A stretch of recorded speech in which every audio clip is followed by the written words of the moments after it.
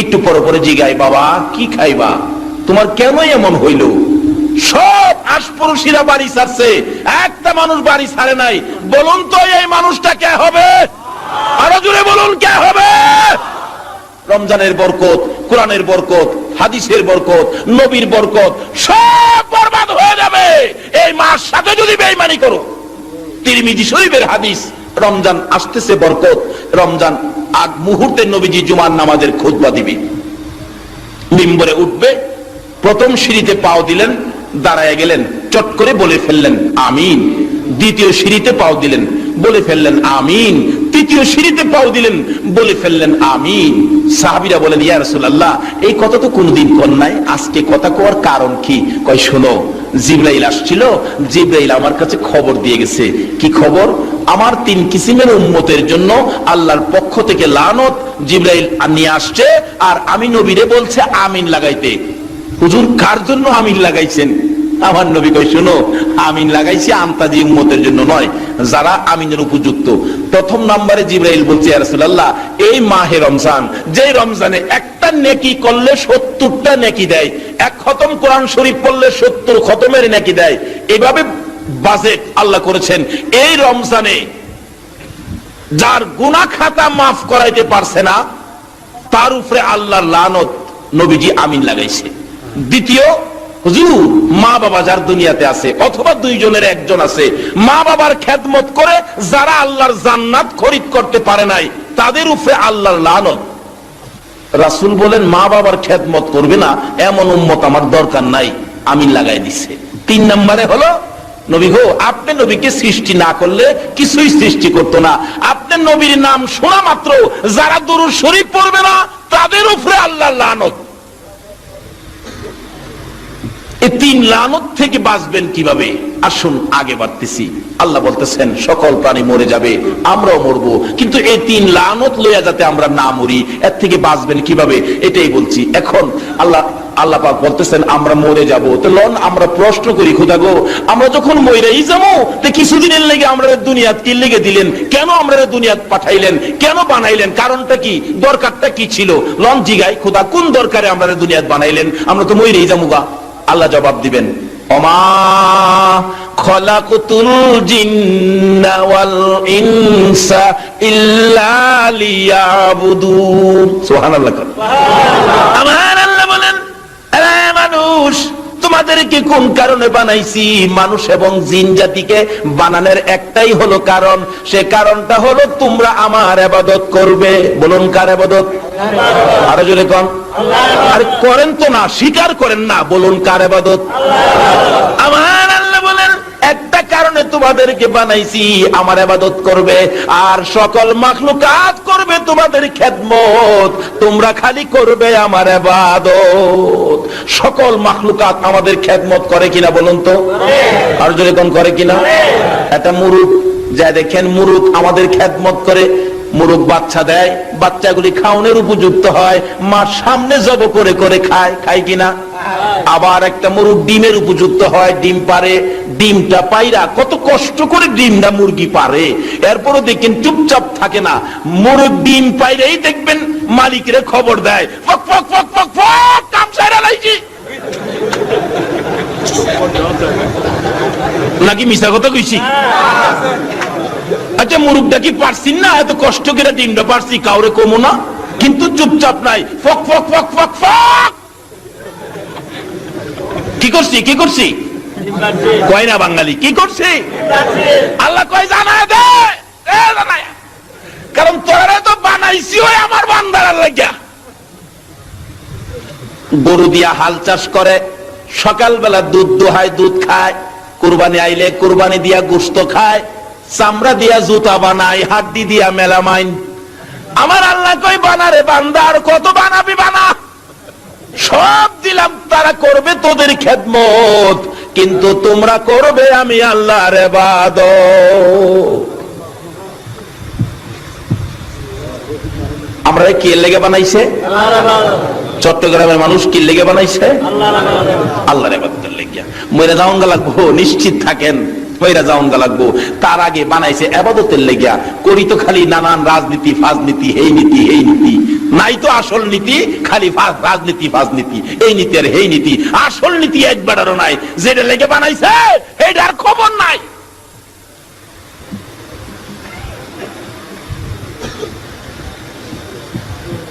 খোদা গো, ইবাদতের লেগে বানাইছো, আচ্ছা ঠিক আছে, আজকে বুঝলাম আমরা যে ইবাদতের লেগে বানাইছো। আচ্ছা আমরা ইবাদত করলে তুমি আমরারে কি দিবা? লন্না জিগাই, আল্লাহ ইবাদত করলে আমরারে কি দিবা? আল্লাহ কইতাছে ফাদখুলি ফি ইবাদি ওয়াদখুলি জান্নাতি। জোরে জোরে কোন সুবহানাল্লাহ। এইভাবে আর কোন নবীর উম্মতের সাথে আমার আল্লাহ কথা কয় না, আখিরি নবীর উম্মতের সাথে কথা কয়। কেন কথা কয়? আমার নবী উম্মতের ব্যথায় জীবনে সারা রাত কোনদিন ঘুমায় না।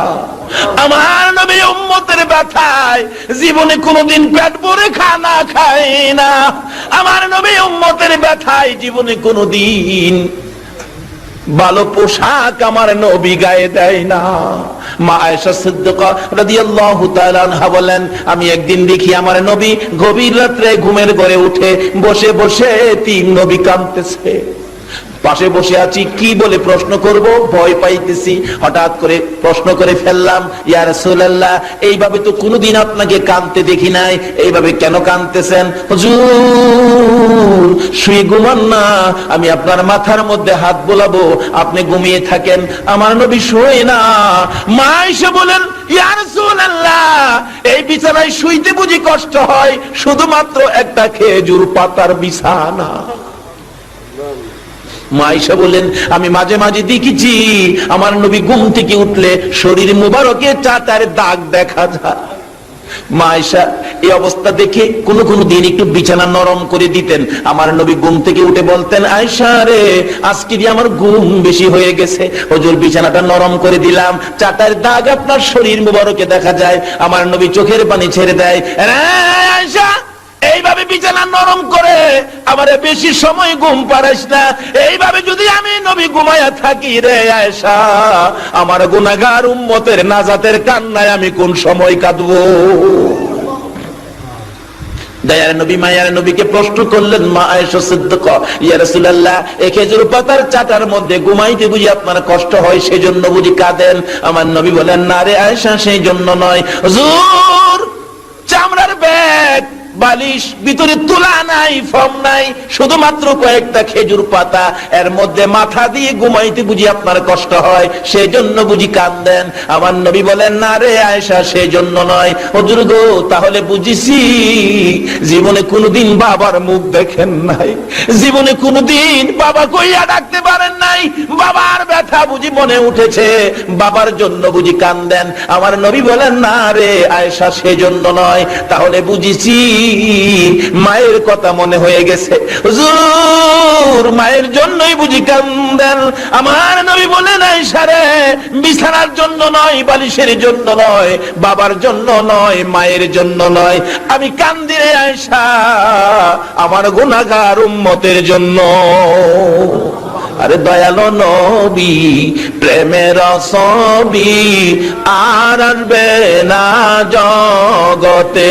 বলুন, দয়ালো নবী, প্রেমের ছবি আর আসবে না।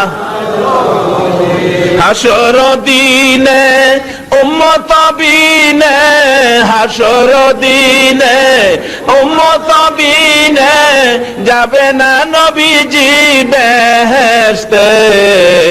দয়ালো নবী, প্রেমের ছবি আর আসবে না জগতে। আমার দয়ালো নবী, প্রেমের ছবি আর আসবে না। 63 সাল জিন্দিগি কাটছে বলে উম্মতি, 63 সাল জিন্দিগি কাটছে বলে উম্মতি, এখনো কান্দে শুয়ে মদিনাতে নবী, এখনো কান্দে শুয়ে মদিনাতে। দয়ালো নবী প্রেমের ছবি আর আসবে না জগতে আমার দয়ালো নবী প্রেমের ছবি আর আসবে না। আমার নবী এইভাবে উম্মতের ব্যথায় কাঁদতেন। আল্লাহ রাব্বুল আলামিন বলেন, বান্দারে ইবাদতের জন্য বানাইছি, লন্না জিগায় খোদা গো ইবাদত করলে আমরারে কি দিবা? আল্লাহ জবাব দিচ্ছে আখিরি নবীর উম্মতের সাথে, আর কারো সাথে এইভাবে জবাব দেয় নাই। ফাদখুলি ফি ইবাদি ওয়াদখুলি জান্নাতি। বান্দারে কথা দিলাম, তোমরা যদি আমার ইবাদতে ঢুকো, আমি তোমরারে আমার জান্নাতে ঢুকাবো। এটা কার কথা? যদি কোন না কার কথা? আল্লাহু আকবার। আল্লাহর কথা সত্য না মিথ্যা? আল্লাহ কথা দিছে আমরা ইবাদতে ঢুকলে আমরারে কই ঢুকাইবো? জান্নাতে। এখন ইবাদত করবেন কিভাবে? আচ্ছা কোন তো বাংলাদেশে ইসলাম কয় রকমের ইসলাম চলছে? এক রকম বলে, এটা হচ্ছে এক রকমের ইসলাম। কত ইসলামী দল বাংলাদেশে আসেনি? তখন কোন ইসলাম ইবাদত করলে বেহেশত নিব? কার কথাই যাইবেন, কার পক্ষে যাইবেন, কার কথা শুনবেন? কত মুফতি সাহেব ফতোয়া দিয়া এমনে নিতেছে গা, আরেক মুফতি ফতোয়া দিয়া হেমনে নিতেছে গা, আরেক মুফতি যাইতেছে গা হেমনে, আরেক মুফতি এমনে। কার কথা শুনবেন? আল্লাহ কয় বান্দারে হেরা যায় তা করবো, এটা আমি আগেই জানি। এই জন্য কোরআন শরীফ ফায়সালা দিছে, অমাই ইউতির রাসূল ফাকাদ আতাল্লাহ। তোমরা আমার রাসূলের কথাগুলি মানো। কার কথা কয় না বাঙালি? কার কথা? কোরআন শরীফে আল্লাহ বলছে কার কথা মানতেন? আল্লাহ কয় তোমরা আমার রাসূলের কথা মানো। এই নবীর কথা মাইন্না যারা ইবাদত করব, ওই ইবাদতকারীকেই আমার জান্নাতে ঢুকামু, আর কারো কথা নয়। আল্লাহু আকবার। নবীর কথা মানবে যারা হবে জান্নাতি। কোন নবীর কথা মানবে যারা হবে জান্নাতি। না মানিয়া আবু জাহেল হইল দুজুকি, না মানিয়া আবু জাহেল হইল দুজুকি। এই নবীর কথা মানলে ইবাদত করলে জান্নাতি, না মানলে দুজুকি। মানলে আবু বকর, না মানলে আবু জাহেল। আপনারা কি আবু বকর হবেন না আবু জাহেল হবেন? নবীর কথা মাইন্না না না মাইন্না?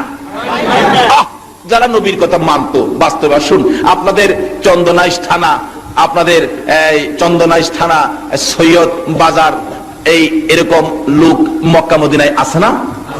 তারা কিভাবে মানতো? হাদিস শরীফে আসছে মদিনার ঘটনা। একজন সাহাবী নবীজির খুব কালো ছিল। কালোর আরবি হলো আসওয়াদ।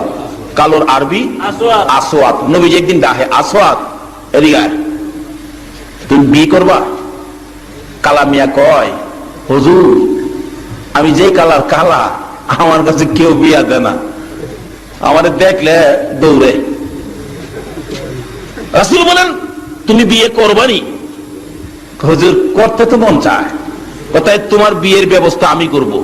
যারা নবীর কথা মানে তাদের পক্ষে নবী থাকবে কিনা কোন তো? তোমার বিয়ের ব্যবস্থা আমি করব। চিঠি লিখছি কালা আসওয়াদ জি।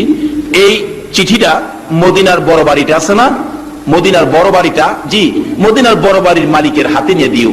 নিয়ে গেছে। মদিনার বড় বাড়ির মালিকের সামনে গিয়ে ডাক দিছে, আসসালামু আলাইকুম চাচা। কি কর? এক মুসলমান আর এক মুসলমানকে দেখলে কি কইতে হয়? অঙ্গ সালামই নাই। অং দেখতে কয় গুড মর্নিং, আর হেমেদা কয় গুড নাইট। অথচ নবী বলছে আমার উম্মতের মধ্যে ওই ব্যক্তি উত্তম নাম্বার 1 উম্মত হবে যে আগে সালাম দেয়, যে আগে। আরে একটা আমল করো না নবীর সাথে লইয়া জান্নাতে যাইতে গেলে, একটা আমল। আল্লাহ কইছে নবীর কথা মানতেন। Good morning, good night. আল্লাহ কয় যারা গুড গুড কয় এটা দেখে রাখিস, কবরে গেলে ও ফেরেশতারা বাইরে গুড়া বানায় লেবি।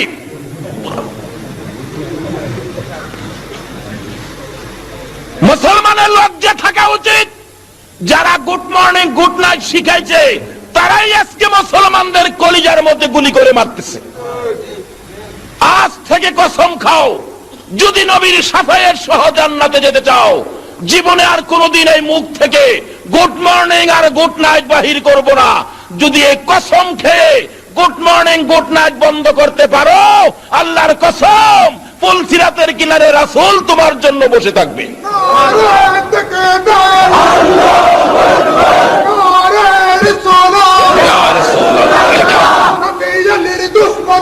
হুশিয়ার সাবধান, হুশিয়ার সাবধান, নবী ওরে দুশমনেরা হাবিবাত মুতদিমার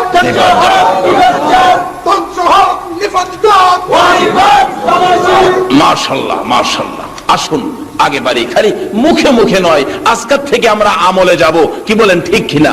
ও বাবা যুবক, এক মুসলমান আরেক মুসলমান, এক বন্ধু আরেক বন্ধুকে দেখলে আগামী কাল থেকে কি ব্যবহার করবে?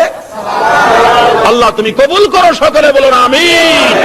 এই আমলটুকুন যদি আজকের মাহফিল থেকে নিয়ে কবরে যাইতে পারো, 100 গলা কাটা শহীদের সওয়াব তোমার আমল নামায় দেওয়া হবে। আপনাদের মুহসিন আউলিয়া নামাজ পড়তনি, আমানত শাহ নামাজ পড়তনি, বদর শাহ নামাজ পড়তনি, শাহজালাল নামাজ পড়তনি, শাহজালাল নামাজ পড়তো, গাউসে পাক নামাজ পড়তো, খাজা মঈনুদ্দিন চিশতি নামাজ পড়তো। আর নামাজ ছাড়া রেডিমেড ওলি বাইরিয়া গেছে দুঃখা দেওয়ার জন্য। কাজী এই জন্য আল্লাহ বলছে কারো কথা নয়, তোমরা আমার নবীর কথা মানো। বলুন কার কথা? যদি মানেন কি লাভ দেখেন না? ও কালা কালারে মানো না আমার নবীর কথা, তাইলে তোমার ভাগ্য হবে বালা। কালা হইয়া দেখেন ভাগ্য কি হয়। ও কালা আসোয়াব এদিকে আয়, বিয়ে করবি? চিঠি দিলাম, যা মদিনার বড় বাড়ির মালিকের কাছে লইয়া যা। যায় দেখে মালিক বসা ছিল। আসসালামু আলাইকুম চাচা। দেখছেন নবীর শিক্ষা। নবীর শিক্ষা কি? আগে কি করা? কোন কোন আগে কি? কালকার থেকে এটা আমল করেন না, বিপদে নবীরে পাশে পাবেন। আসসালামু আলাইকুম চাচা। ওয়ালাইকুম সালাম বাতিজা, কি ব্যাপার? নবীজি একটা চিঠি পাঠাইছে। আরে কোন কি? নবী চিঠি পাঠাইছে? বসা ছিল। নবীরে যারা ভালোবাসে নবীর চিঠিরেও ভালোবাসবে কিনা বলুন তো?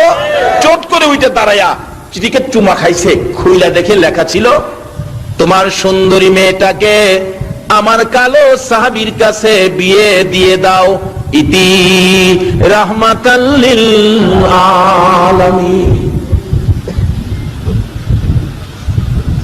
ওই বড় বাড়ির মালিক চিঠি পাইয়া দুইটা চোখের পানি ছেড়ে দিয়েছে। আল্লাহ তুমি না বলেছো তোমার বন্ধুর কথা মানার জন্য? তোমার বন্ধু চিঠি লিখছে আমার সুন্দরী মেয়েটাকে কালো সাহাবীর কাছে বিয়ে দেওয়ার জন্য, ইতি লাগাইছে রাহমাতাল লিল আলামিন। খোদা গো, আমি তো তোমার নবীর কথা মানি, কিন্তু মেয়েটা যে আমার সুন্দরী। আলেম ওলামারা আছেন, কিতাব লেখে মেয়েটা এত সুন্দর ছিল, মদিনাতে ওই মেয়ের চাইতে সুন্দরী আর কেউ ছিল না। বিদায় কিতাবের মধ্যে তাকে হুরে মদিনা, মদিনার হুর বলে লেখা হয়েছে। মদিনার মানুষ তার হুরে মদিনা কইয়া ডাকতো, এত সুন্দর ছিল। কিন্তু জেলারে পাঠাইছে জামাই বাবু তো কালা। জামাইটা কালা, মেয়েটা সুন্দর। মেয়ের বাবা কয় নবী যখন পাঠাইছে বিয়া তো দিতে হবে। আচ্ছা জামাইটা একটু দেহি। কি কোন? জামাই দেহে না? কি কোন দেহে না জামাই? আপনাদের এদিকে দেহে? আমাদের এদিকে জামাই দেখতেছে মানুষ আইছে, জামাইরে কে জানি শিহাইছে, তোরে যাই কয় সবকিছু বাড়ায়া বাড়ায়া কইস। জিগাইছে জামাই আপনারা কয় ভাই? আসিন 5 ভাই কো 7 ভাই। জামাই জমি জামা কেমন আছে? আসিন 5 কানি কয় 11 কানি। বাড়ির গড় আছিল 3টা। জিগাই গড় কয়টা আপনাদের? ক 5টা। 3টা গড় 5টা কয়ে বইছে মানুষের দেহে। এটা কইতে কইতে জামাই একটু কাশি মারছে। মেয়ের পক্ষের একজন কয় জামাই আপনার কি সর্দি? কয় না আমার জক্কা। ঠিক যেই বাড়া বাড়াইতেছে বিয়া আছে কপালা।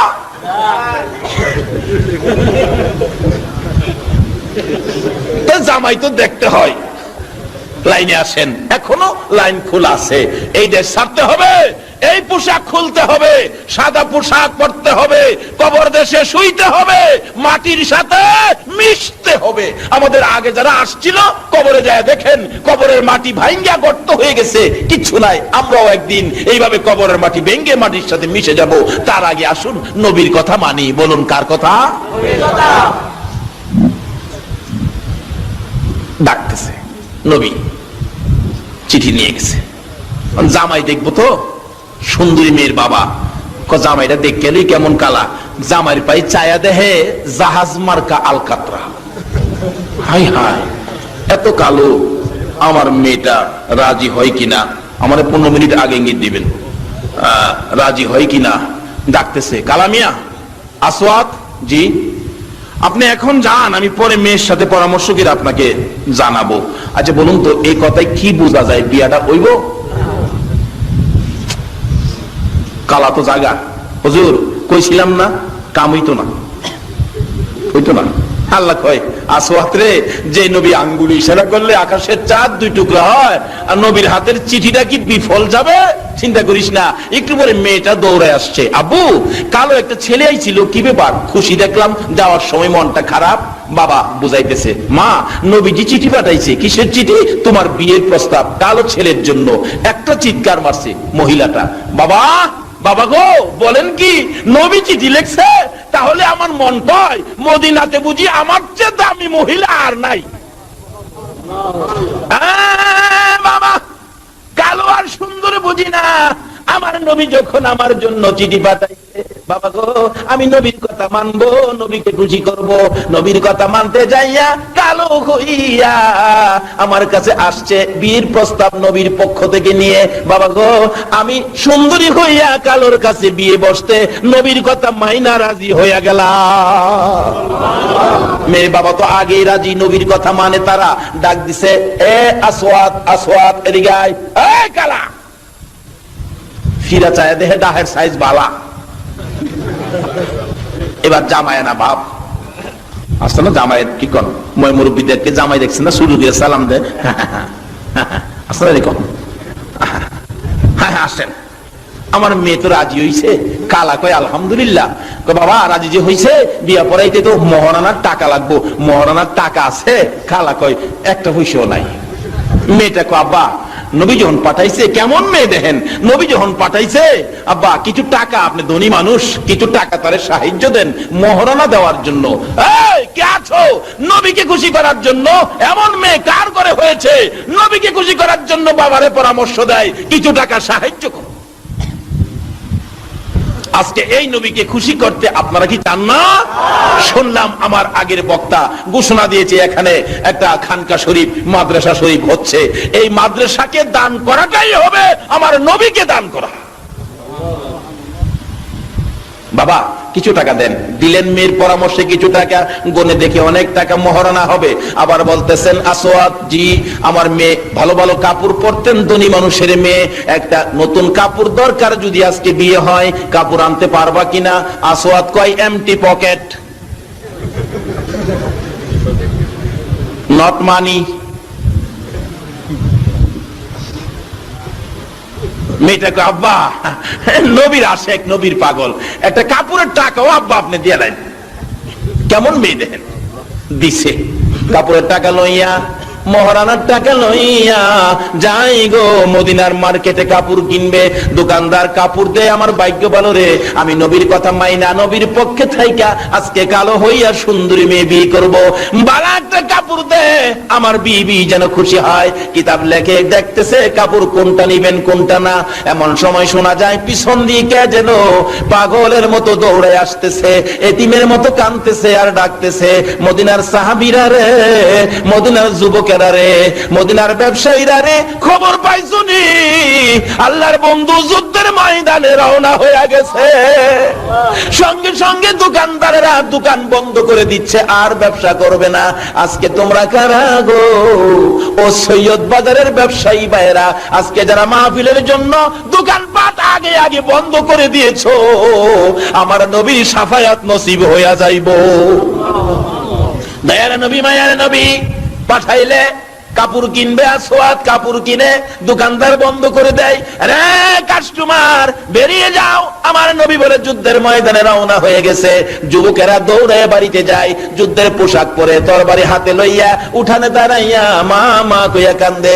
মা হাজির হয়ে গেলে মার পায়ে সালাম করে, মা গো বিদায় দাও, আমার নবী বলে যুদ্ধের ময়দানে রওনা হয়ে গেছে। মা দেরি করো না, না জানি আমার রাসূলের গায়ে কেউ আঘাত করে। মা বিদায় দাও গো, দেখা হবে হাসরের ময়দানে। এই বলে যুবকেরা যুদ্ধের পোশাক পরে তরবারি লইয়া নবীর পক্ষে যাচ্ছে। এবারে ব্যবসায়ীরা দোকান বন্ধ করে যাচ্ছে। আসওয়াদ নিজেকে নিজে প্রশ্ন করে, ও আসওয়াদ, নবীর পক্ষে যাইয়া কালো হইয়া সুন্দরী মেয়ে বীর বাজার করতে আসছিলে, এখন নবী যুদ্ধে যাবে, বল যুদ্ধের বাজার করবি না বীর বাজার করবি? আসওয়াদের মন ফয়সালা করে দিলেন, না, আমি নবীর পক্ষে যুদ্ধের বাজার করব, বিয়ের বাজার করব না। বিয়ের বাজারের সকল টাকাগুলো লইয়া একটা তরবারির দোকানে যাইয়া নবীর প্রেমে যুদ্ধের বাজার করেছে। আল্লাহু আকবার।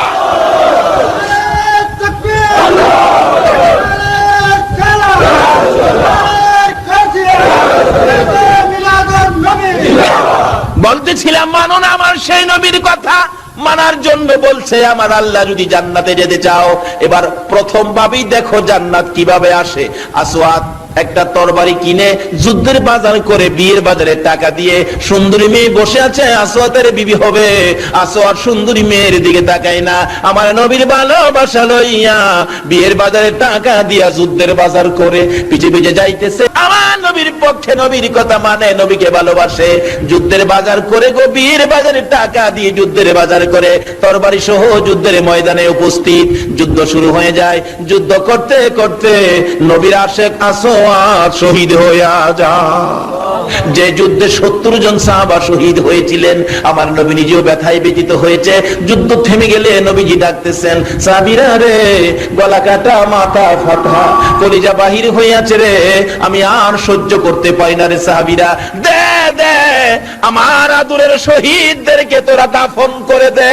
আল্লাহু আকবার। আমার নবী বলেন, সহ্য করতে পারি না, দে দে দাফন করে দে। শর্ত হলো গোসল করাইস না, কাফনও পরাইস না রে। রক্তমাখা অবস্থায় হাসরের ময়দানে আমি নবী আল্লাহর আরশের কিনারে লইয়া দাঁড়াইবো। মাউত দেখো আমার উম্মতের মতো তোমার জন্য এইভাবে আর কোন নবী রাসূলের উম্মতেরা রক্ত দিছেনি। এই যে দেখো, গলা কাটা রক্ত পড়তে থাকবে, মাথা ফাটা রক্ত পড়তে থাকবে। আমার আল্লাহ বলবেন, বন্ধু হো, কথা দিলাম তারা যা চায় আমি আল্লাহ তা দিয়া তাদেরকে খুশি করব। লম্বা ঘটনা যাই না ওদিকে। আমার নবী এইভাবে নির্দেশ করলে দাফনের কাজ শুরু হলো। 69 জনকে দাফন করার পর 70-এর মাথায় আসওয়াদের লাশ দূরে পড়ে আছে। নবী বলেন, সাহাবীরা রে, এটা কার লাশ? দেখা যায় আসওয়াদ আমার আসওয়াদের মতো। হুজুর, আসওয়াদ বিয়ের বাজার করতে গিয়েছিল, বিয়ের বাজার না করে যুদ্ধের বাজার করে জীবন দিয়েছে। আমার নবী বলেন, আর একটু কাছে যাইয়া দেখি নতুন তরবারিটা হাতে চিত হয়ে আসওয়াদ পড়ে আছে। আর একটু কাছে যাইয়া দেখি জিহ্বাটা বাহির হইয়া কপালে লাইগা রইছে। আর একটু কাছে যাইয়া দেখি ডান দিকের কলিজাটা বাহির হইয়া কাঁপতেছে। আমার নবী বলেন, আসওয়াদ রে, বিয়ের বাজার করলি না, যুদ্ধের বাজার করে আমার কলিজাটা দেখাইয়া বিদায় হলে রে আসওয়াদ। মাবুদ রে, আমার আসওয়াদকে তুমি কি দিবা গো আল্লাহ? দে আমার আসওয়াদকে কবর নামাইয়া দে। আমার নবী কবরের পাশে দাঁড়িয়ে ছিলেন, আসওয়াদের লাশ কবরের দিকে নিয়ে আসতেছে। নবীজি কবরের দিকে তাকাইয়া মুস্কি মুস্কি হাসতেছেন। সাহাবীরা বলেন, ইয়া রাসূলুল্লাহ, মুস্কি মুস্কি হাসেন কেন জানতে চাই। আমার নবী বলেন, সাহাবীরা রে, আমি যা দেখি তোমরা তা দেখো না। হুজুর, কি দেখে হাসছেন আমি জানতে চাই। এবার আমার নবী জবাব দেন, এরে সাহাবীরা, আমার আসওয়াদ মদিনার হুর বিয়ে করতে গিয়েছিল। আমার যুদ্ধের খবর পাইয়া বিয়ের বাজারে টাকা দিয়ে যুদ্ধের বাজার করে মদিনার হুর ফালাইয়া রে আমি নবীর প্রেমে জীবন দিয়ে কবরে রওনা হয়েছে। রে সাহাবীরা, সেই জন্য কবরের দিকে তাকাইয়া দেখি রে মদিনার হুরের পরিবর্তে আসওয়াদের কবরে জান্নাতের হুর পাঠাইয়া দিছে। আল্লাহু আকবার। ইয়া রাসূলুল্লাহ, জিন্দাবাদ। আসুন সংক্ষেপ আলোচনা শেষ করে দিলাম। এই নবীর কথা মানলে এইভাবে কবর থেকেই জান্নাতের পুরস্কার শুরু হবে। আল্লাহ বলছে, জান্নাতে যাইতে গেলে তোমরা আমার নবীর কথা মানো। দেখি নবীজি কি কয়। আসুন নবীর কথা মানি। নবী গো, আপনি কি বলেন একটু বলুন তো। নবীজি এখন বলতেছেন, মান ক্বালা লা ইলাহা ইল্লাল্লাহু ফাদখালাল জান্নাহ। প্রথম নাম্বারে নবী বলেন, উম্মতেরা রে, জান্নাতের টিকেটটা লয়ে যা। জান্নাতের টিকেট, মান ক্বালা লা ইলাহা ইল্লাল্লাহ